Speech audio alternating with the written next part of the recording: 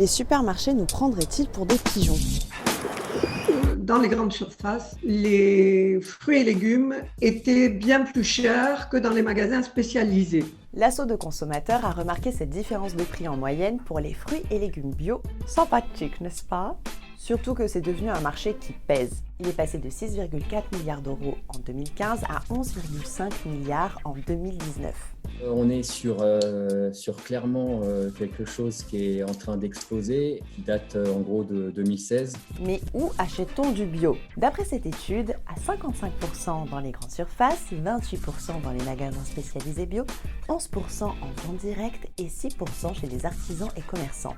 Si j'ai bien compris, c'est dans les moyennes et grandes surfaces que les Français et Françaises achètent le plus de produits frais bio. Et pourtant, ce n'est pas forcément moins cher. Donc vous imaginez bien qu'on a voulu aller vérifier, hein. Nous sommes allés dans plusieurs endroits à Nice. On y a acheté la même chose, des poireaux. Bah oui, hein, légumes de saison oblige. Et voilà ce que ça donne. Entre 3,95 € et 4,50 € le kilo pour les magasins spécialisés et le marché. Quant aux moyennes surfaces, c'est soit on n'en trouve pas, soit on se retrouve avec quasi 8 € le kilo. Bon, et puis je me suis dit qu'on était dans une ville. Donc je suis allée vérifier pour du drive ou à la livraison dans les grandes enseignes.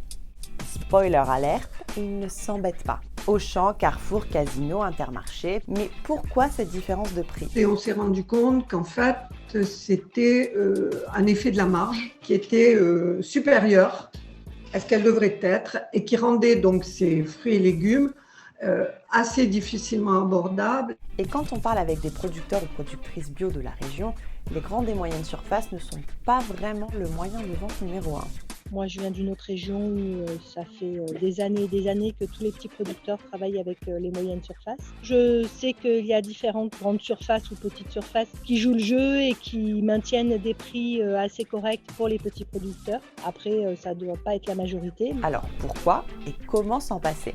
On a la chance d'avoir un département avec une tranche littorale très urbanisée et qui fait qu'en termes de commercialisation, quelle que soit notre spécificité, on a des simplicités à commercialiser. PACA, je crois, c'est 50% de vente directe. Je commercialise à peu près à 50% sur les marchés hebdomadaires et foires. Ensuite, je fais partie d'une maison de producteurs.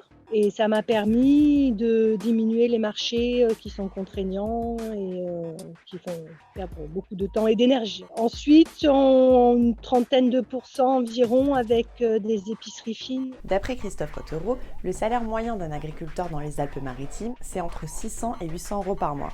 Après, on va pas se leurrer. Le bio, c'est plus cher que les premiers prix de supermarché, oui. Mais c'est le prix juste pour Christophe et Élise. Celui qui développe une agriculture sans pesticides, respectueuse de l'environnement et de la santé. Au niveau de la santé, on en a parlé. Au niveau de l'environnement, c'est stratégique. On l'a vu sur notre département cette année. On fait partie cette année de ceux qui ont été ciblés par un épiphénomène climatique d'une rare violence. Ça, c'est des phénomènes qui sont annoncés depuis des dizaines d'années. On le sait, si on ne fait rien, ça va se multiplier en fréquence. Cette agriculture-là, elle est en adéquation avec la nécessité de changement de paradigme de notre monde global. Alors pour mieux consommer du bio, forcément, privilégiez les circuits courts, prenez des produits de saison et n'hésitez pas à comparer. Et vous, est-ce que vous consommez du bio? Si oui, comment? Et sinon, pourquoi? Dites-nous tout en commentaire.